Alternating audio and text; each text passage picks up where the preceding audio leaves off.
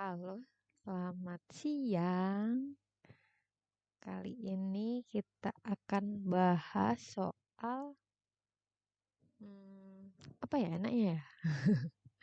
Kita cari-cari dulu ya. Kita coba cari anxiety.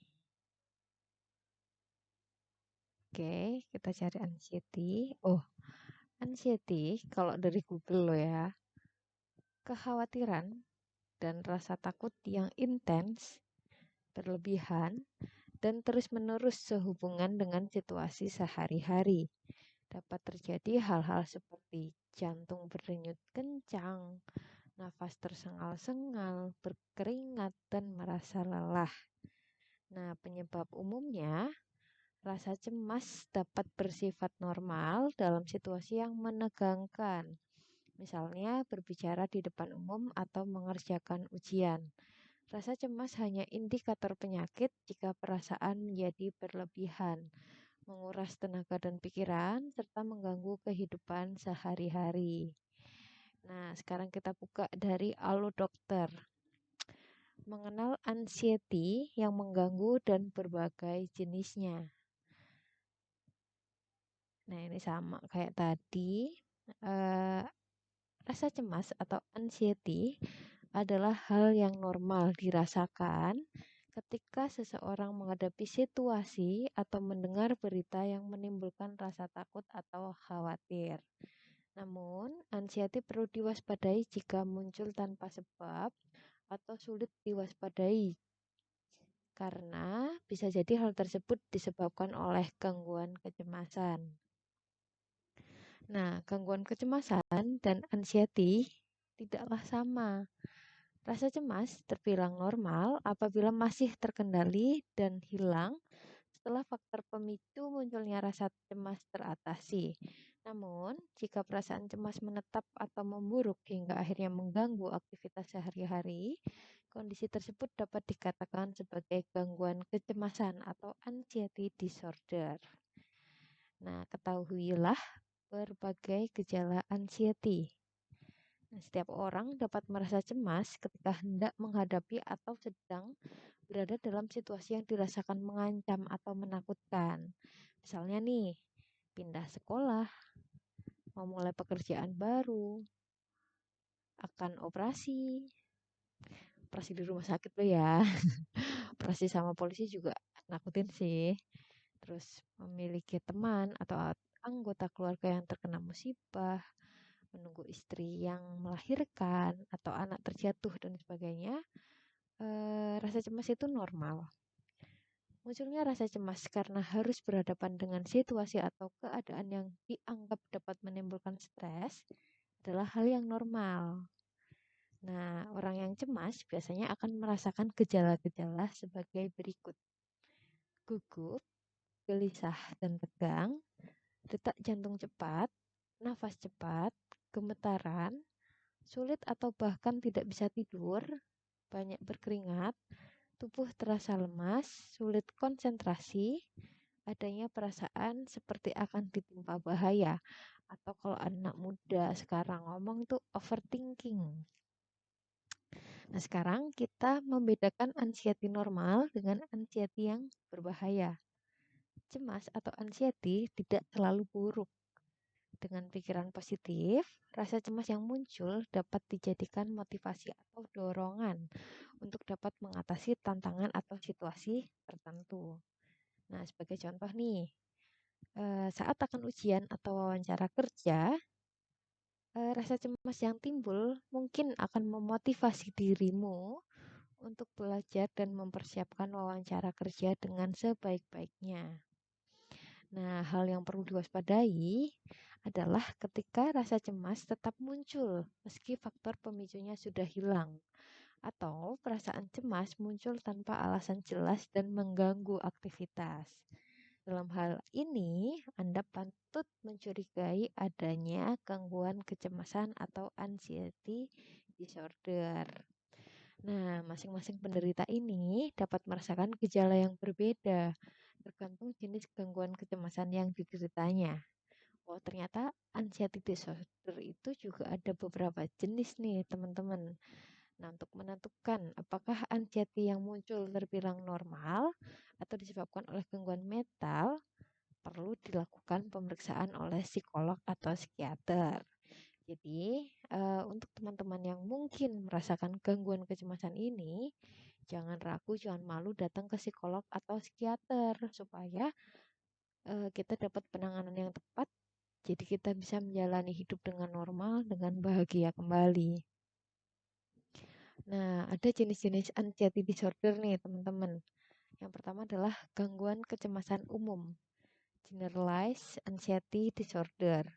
Nah, seorang yang menderita gangguan kecemasan umum bisa merasa cemas atau khawatir secara berlebihan terhadap berbagai hal, mulai dari pekerjaan, kesehatan, hingga hal-hal yang sederhana seperti bertemu dengan orang baru, masuk di lingkungan yang baru, kemudian canggung ketika bertemu dengan orang yang sebelumnya belum pernah kita temui, dan sebagainya.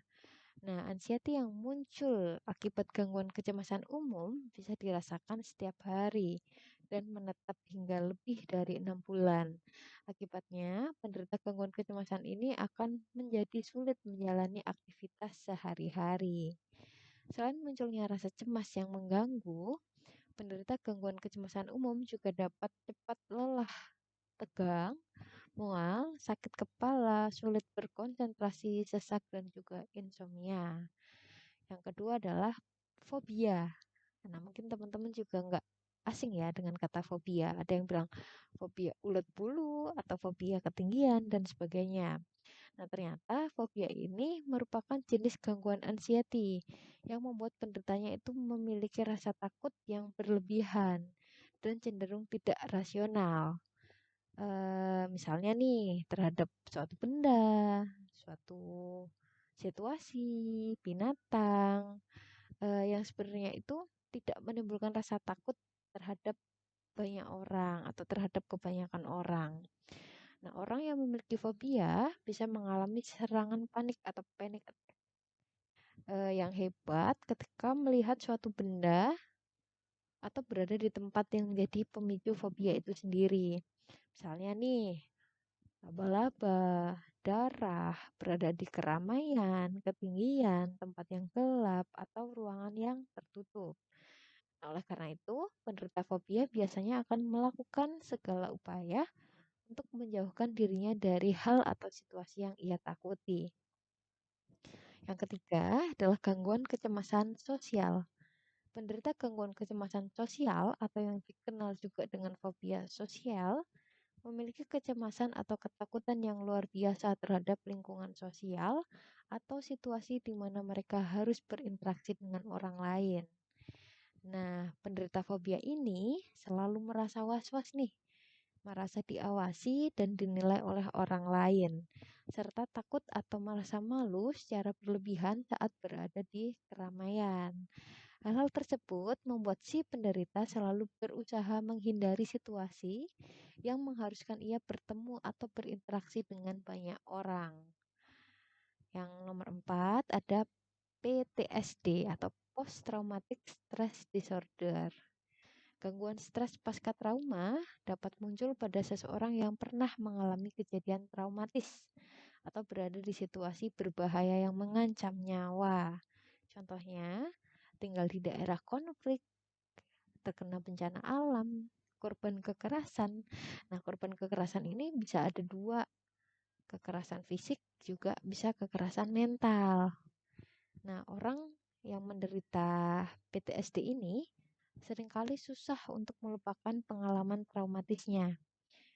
Bisa terlintas dalam benak atau bisa bermimpi yang kemudian membuatnya merasa bersalah, terisolasi, dan sulit bersosialisasi dengan orang lain. Nah, terkadang orang yang menderita PTSD juga mengalami insomnia dan bahkan depresi. Kelima, gangguan panik atau panic attack. Nah, mungkin kita pernah merasa panik saat mendapat berita mengejutkan. Misalnya, saat anggota keluarga atau kerabat dekat yang terkena musibah, atau mungkin hewan peliharaan kita mati, dan sebagainya. Nah, namun hal tersebut normal Anda alami. Nah, berbeda nih dengan orang yang memiliki gangguan panik. Nah, mereka itu bisa merasa takut atau panik tanpa alasan yang jelas. Nah, anxiety dan serangan panik akibat gangguan ini dapat muncul kapan saja dan terjadi secara tiba-tiba atau berulang. Ketika gejala panik muncul, penderita gangguan panik biasanya dapat merasakan sejumlah gejala lain, seperti berdebar-debar, berkeringat dingin, pusing, sesak napas, serta tubuh gemetar dan juga lemas.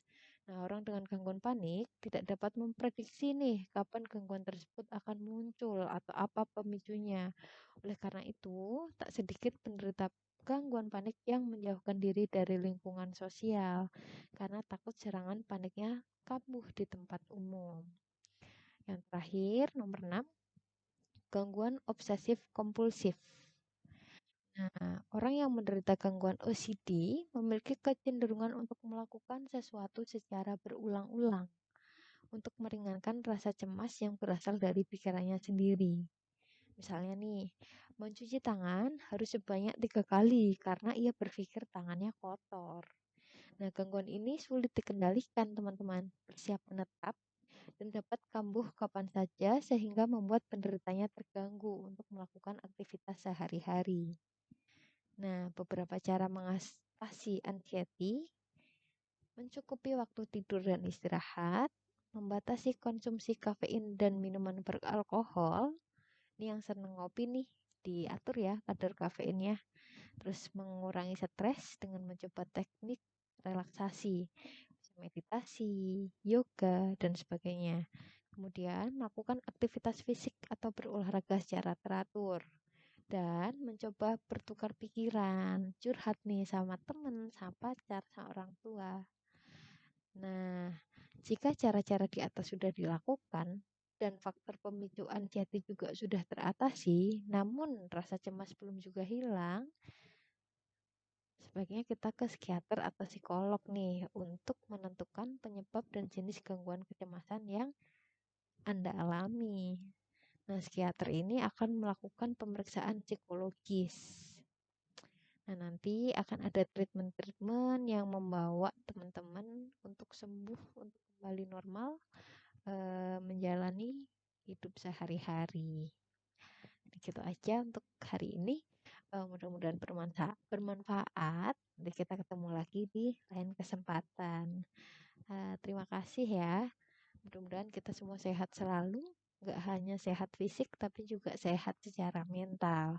Ketemu lagi di episode selanjutnya. Dadah, dadah, dadah.